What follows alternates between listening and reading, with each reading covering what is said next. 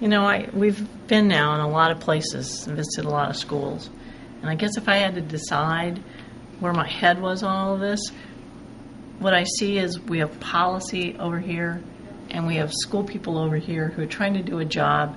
And even though we're trying to put resources through the school improvement grant, it's not getting down in a way that's really usable. And there's not enough input from the people who really do the job every day. And it seems like, from what we've seen, most recently in North Carolina, that it's a situation of not listening to the educators again, not listening to the practitioners, not hearing from the people who have to implement a policy that may not fit their circumstance at all. Well, we've never empowered educators enough either. I mean, they don't really know. I mean, today when we talked about here's the length of the school day, you need to decide what will best serve the students because you're the expert. You're the ones who really know instruction. You're the ones who know the students. How do you do that piece of it? We've never given the power to the people who need to do that job every day. And they're still really hesitant to take it back. I think one of the learnings I have is how are we going to help our people understand how to take it back?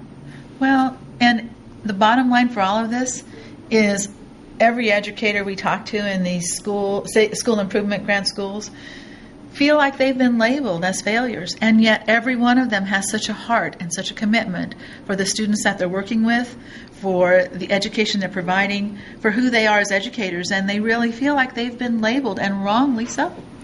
And their pain really makes me angry, not at them, but at the system. That's right. Because they're working so hard and they've been willing to do so much. There are lots easier ways to make a living.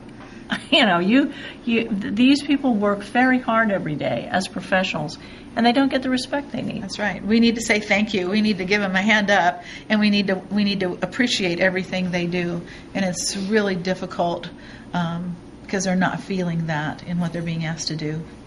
And I think we need to send the message as we give them a hand up to say, we're going to send a message for you. We need to listen to the educators in their building, and we need to start peeling away the layers of bureaucracy from the federal government to the states, to the school districts, that trickles down to the building. How do we break that off and say, hey, folks, these are the people who do this job? That's right.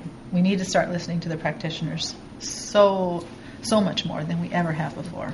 And we've got educational support professionals who are working in classrooms every day and working in school settings, making connections to kids. And to think they're not being respected is really frustrating. It's frustrating and hurtful. It is. And so I guess one of the things I'm thinking tonight is how do we support our folks and get the message out that great public schools is really about supporting and respecting the people who work in them. Absolutely, absolutely.